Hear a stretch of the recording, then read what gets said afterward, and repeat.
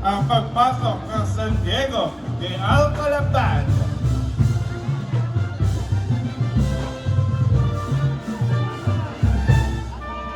Mahal ang ginto ngayon. Kaya maraming salamat sa Mardoza Fine Jewelry.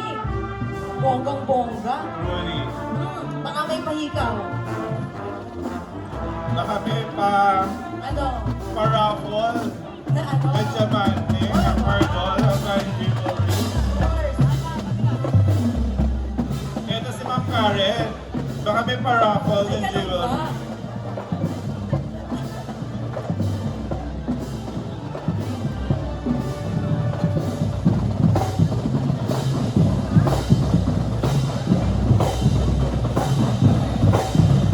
Alam mo, partner, itong San Diego de Alcalaban, parang ngayon lang din napunta sa Santa Maria.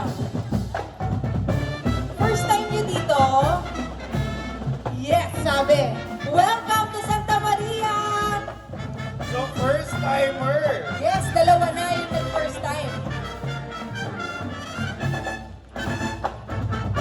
Ayan, sasaludo na. Ayan. Ayan, nakasaludo ang ating baton major at ang ating mga majorettes.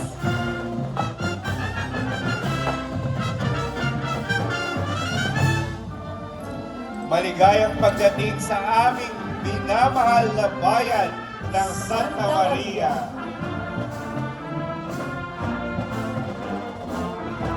Ikat mo, bigla. Bigla mo nagsasabi na.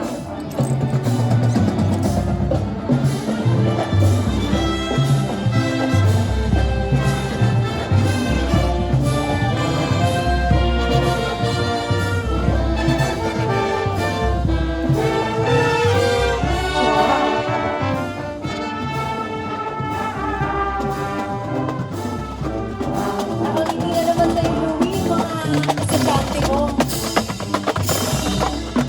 Pero sa training center yan. Ganon. Meron ka palang Louie Alejandro Training Center. Yung mga flag bearer na yan. Mga flaglets. Mga graduate ng Louie Alejandro Training Center. UP Diliman.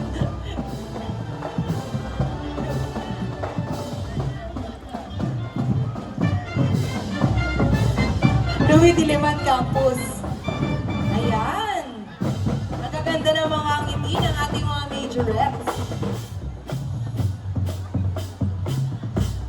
Hindi kayo uuwi nang hindi kayo bibili ng chicharon ng Santa Maria. Of course! Kasabay nito, nagchichicharon festival sila sa labas. Oo. May mga parada ng mga May float. float parade Of course. at chicharon festival. Nasa pamamahala ng Municipal Tourism Tourism. Council.